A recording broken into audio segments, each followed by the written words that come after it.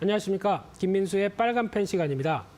오늘은 시장이 또 속도 조절을 하고 있습니다. 다시 3,100선에서 약간 갈팡질팡하는 모습들로 보여지고 있는데 그런 쪽에서 여전히 섹터 흐름들은 살아있다고 봐야 될 것 같고요.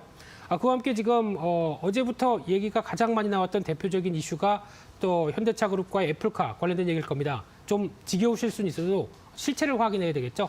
그와 함께 점검할 부분들 한번 점검해 보면서 오늘 빨간펜 시간을 말씀드리겠습니다. 그래서 가장 눈여겨볼 수 있는 부분들은 여러 가지 변화 쪽에서 나왔던 얘기들은 중복 안 하겠습니다. 쉽게 해서 포인트만 잡게 되면요.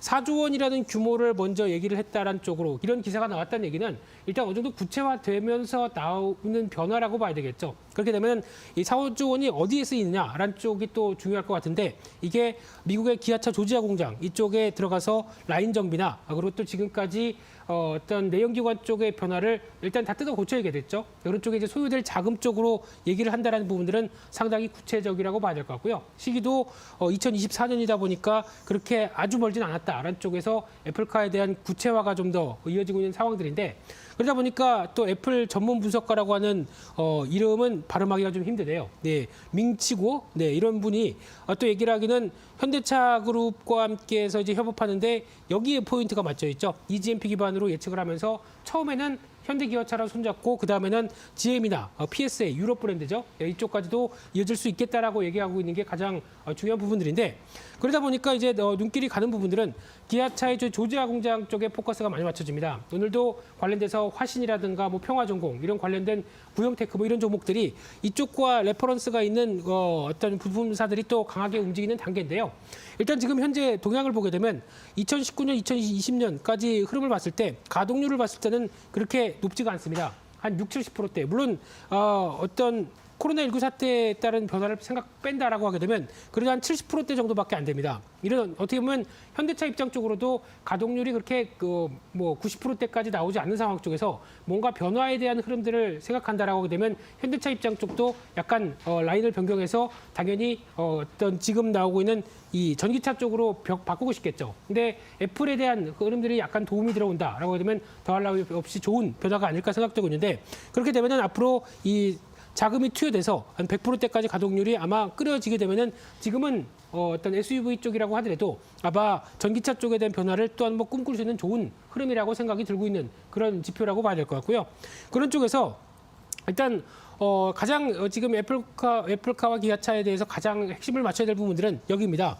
EGMP에 대한 강점이라고 봐야 되겠죠. 일단 글로벌 세 번째로 개발을 했다고 하더라도 아마 아직까지 지금 개발을 해도 이제 어떤 일관화된 쪽으로 나오지 않는 부분들이 다른 메이커들의 약간 좀 단점이라고 하게 되면 지금 벌써 EGMP는 배터리만 장착하는 게 아니라 그와 관련된 배선 시스템이라든가 또 그와 관련된 열 관련된 공조 시스템 이것까지도 벌써 다 완벽하게 정리가 된 상황 쪽에서 지금 EGMP가 돼 있다는 얘기는 애플의 입장 쪽으로 보게 되면 가장 가성비가 높은 우리의 애플카를 만들 수 있겠다라는 쪽에 메리트가 끌린다고 봐야 되겠죠. 이 점이 아마 또 압축하고 확장하고 그리고 특히 애플카 1, 애플카 2 이런 식으로 또 여러 가지 변화가 나올 때도 확장성에 대해서 가장 또 강점이 있겠다는 쪽에 포인트가 맞춰지고 있고요. 말씀드렸듯이 또 바이 아메리카 또 행정명령에 따라서도 현대기아차에 대한 욕구도 같이 높아질 수 있겠다라는 부분들인데 그렇게 되면은 또 하나 눈여겨볼 수 있는 게 그냥 현대기아차 말고 애플의 입장으로 보겠습니다. 애플의 입장으로 보게 되면은 일단 쉽게 말씀드리면 그동안은 스마트폰에 대한 성장이 한계가 있을 수밖에 없죠. 즉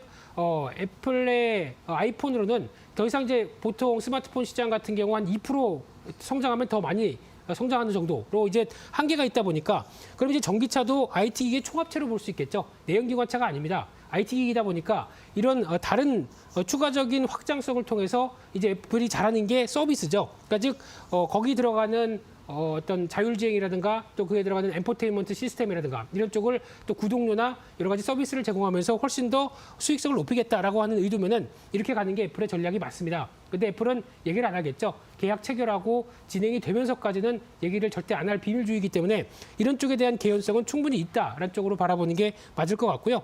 그렇게 되면은 또 이제 앞으로 이제 어떤 제휴 형태가 나오느냐 이 부분은 솔직히 잘 모르겠습니다. 또 확인해봐야 될 것 같은데 적어도 제조만 외주를 한다라는 쪽에 대한 흐름들과 또 이제 OS에 대한 부분들을 활용한다라는 쪽으로는 이어지고 있을 가능성은 있는데 이 부분에 대해서는 조금 더 지켜봐야 될 걸로 보여지고 있고요. 그와 함께 이제 가장 눈여겨보는 부분들은 그러면 기아차의 지금 한 10만 원대 부분까지 돌아온 주가가 이게 과연 비쌀 것인가 이 부분을 한번 뜯어보게 되면요. 일단 실적만 본다고 하더라도 1월 달에 판매량 보게 되면 상당히 놀랍습니다. 1월 기준 사상 최대 미국 판매를 보여줬었죠. 그러면은 지난 자동차 쪽에서 제가 계속 강조드린 거는 이제 유럽 쪽은 이제 성과가 이제 전기차 쪽에서 나오고 있고 미국 쪽도 어느 정도 좀 선전하고 있고 그러면 이제 중국입니다. 중국 쪽만 어느 정도 회복하는 모습들만 확인된다라고 하게 되면 아마 지금보다 한 번 더 레벨업이 되는 단계가 판매량 쪽에서 나올 겁니다. 그렇기 때문에 이 부분을 계속 확인해야 될 것 같고요. 또 하나 지금 EV 관련된 쪽에서는 이제 현재는 글로벌 4위인데 이제 EGMP 탑재된 게 아이오닉 5가 2월 16일 날 이제 유럽에서 먼저 공개가 되고요.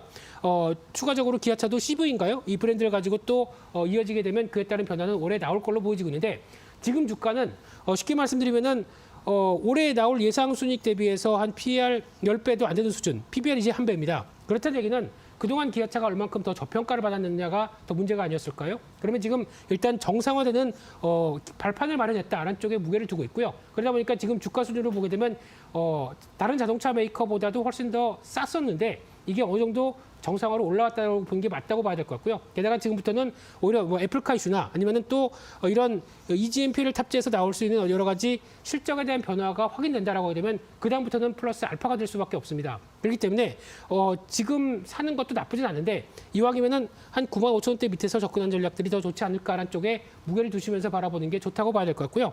그렇게 되면은 지금 기아차의 연봉이라고 하게 되면 연간 흐름들을 압축한 겁니다. 그러다 보니까 연봉의 기조를 보게 되면 과거에 한 90년도 미국에 잘 나가기 시작했었을 때 브랜드 흐름들에서 한 단계 레벨 다운이 시작됐고 그 이후에 나오는 변화를 보게 되면 지금 9만 원대 진입했던 부분들이 2010년도 때 나왔던 고가대 부분을 이제 막 돌파를 시도를 하는 거죠. 그러다 보니까 이 정도면은 과거에 많이 저평가됐던 흐름들이 회복이다라고 했을 때 한번 또 선을 그어야 되면 중기적인 저항선 약 한 13만 원대 부분까지는 일단 열어놓고 다음에 전기차에 대한 어느 정도 회복, 전기차에 대한 판매량이 확인된다. 그러면 이 정도 부분까지는 나오는 게 맞지 않느냐라고 바라볼 수 있을 것 같고요. 또 두 번째로는 앞서 말씀드렸듯이 가장 핵심은 이 GMP라고 말씀드렸습니다. 여기에 대해서 애플도 많이 매료가 됐다라고 보게 되면 이거를 누가 주축이 돼서 만들까요? 현대모비스입니다. 그렇기 때문에 현대모비스가 또 앞으로 제일 부각을 받을 수밖에 없다. 왜냐하면 핵심 부품들을 관련해서 계속 강하게 끌고 가는 입장이고요. 또 하나 여기서 플러스 알파로 말씀드리게 되면 현대글로비스죠. 현대글로비스 같은 경우도 쉽게 말씀드리면은 운송업자라고 하더라도 지금 조지아 공장에서 설비나 여러 가지 라인을 바꾸기 위해서는 약간 반조립 상태로 미국에 가야 됩니다. 그럼 가서 이 운송하는 과정 쪽에서 현대글로비스의 역할은 또 상당히 중요할 수밖에 없고요. 그리고 또 이런 완성되기 전까지의 여러 가지 흐름을 본다라고 되면 같이 중요하게 바라봐야 될 대표적인 흐름이고 중요한 건 많이 안 올랐습니다. 그렇기 때문에 이런 변화로 보시면 될 것 같은데 그러다 보니까 이 앞으로 이제 수익성에 대해서 가장 초점을 많이 맞추셔야 됩니다. 지금 최근에 움직이고 있는 대표적인 어떤 부품사들도 수익성이 지난 내연기관보다 적게는 2배, 많게는 4배까지 증가할 걸로 보여지고 있기 때문에 이런 부분들도 확인해야 될 것 같고요. 그렇게 되면은 일단 또 마찬가지로 긴 시각으로 봤을 때는 약한 주가가 한 32만 원대 밑에 정도면은 충분히 메리트 있는 가격이라고 봐야 될 것 같고요. 직전 고점대와 연결될 수 있는 한 42만 원대 부분까지는 추가로 열려 있다는 관점으로 보시면서 또 하나의 이번에 최대 수혜주다라는 쪽도 염두하시면서 보셨으면 좋겠습니다.